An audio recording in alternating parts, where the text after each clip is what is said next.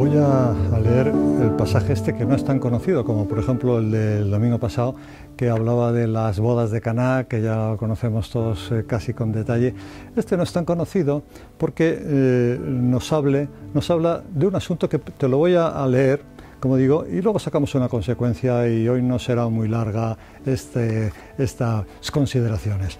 Dice que fue Jesús a Nazaret, y donde se había criado, y entró en la sinagoga como era su costumbre los sábados, y se puso de pie para hacer la lectura del profeta Isaías, y leyó el pasaje donde está escrito, y entonces es el Señor, ahora imagínatelo, el Señor leyendo de algo así, porque ese era un rollo, no era un papel así con esto, y entonces dice: el Espíritu del Señor está sobre mí, porque Él me ha ungido, me ha enviado a evangelizar a los pobres, a proclamar a los cautivos la libertad, a los ciegos la vista, y poner en libertad a los oprimidos, a proclamar el año de gracia del Señor.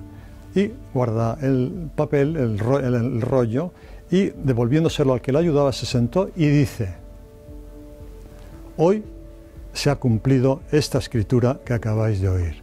Entonces allí se organizó un lío, porque es como si dijera: yo soy el Hijo de Dios, yo soy el Mesías, esto se está cumpliendo, lo que estabais esperando de toda la vida, hoy aquí me tenéis, yo soy este. Entonces yo me lo planteaba como: imagínate que estás en misa este domingo, hoy mismo, o el que viene, cuando vayas también, si Dios quiere y tú quieres, y que lea el sacerdote el Evangelio como por la señal, palabra de Dios, termina y dice palabra de Dios, y entonces dijera: hoy yo soy ese que ha dicho esto, que ha hecho esto. Bueno, pero pero hombre, don fulano, que si usted es de aquí, de nuestro pueblo, como dice aquí, llegó a su pueblo, a Nazaret, y allí se metió en la iglesia, aquí digamos en la sinagoga, ¿no? Y entonces empezó, que ahora el sacerdote ese, imaginado que estábamos haciendo un paralelismo en que el sacerdote dijera esto, ¿no? Así yo soy ese, ¿no? Y todo, hombre, pero si yo sabemos que tu padre es el hombre que está aquí, que es carpintero, hombre, pero ¿qué nos estás contando de que tú? ¿Qué dices, hombre? Entonces, no retiro ese paralelismo. Cuando el sacerdote termina, evidentemente, nosotros no estamos viendo a Jesús, no es Él en el sentido estricto de la palabra, pero sí que es Él el que ha hablado en cada evangelio, en cada domingo, en cada día que se celebra la misa. Se está leyendo, y de hecho, por si acaso alguno se ha despistado, te has fijado que siempre el sacerdote termina diciendo palabra de Dios. Y nosotros, ¿cómo escuchamos esa palabra de Dios?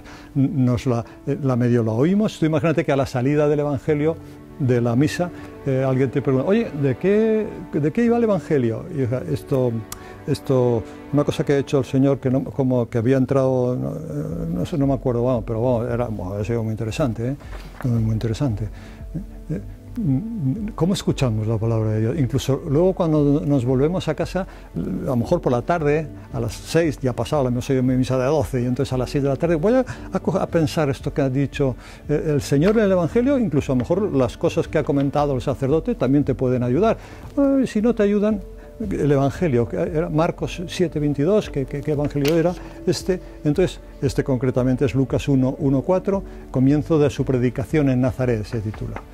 Vamos a darle más importancia a la palabra de Dios y no escucharla, que gracias a Dios, ojalá estemos tan acostumbrados, porque vamos todos los domingos a misa, que esa costumbre es buena, pero vamos a reflexionar un poco más cada vez que nosotros oigamos, cada día o domingos que oímos la palabra de Dios, para meditarla y hacer como la Virgen, que dice que guardaba todas estas cosas en su corazón.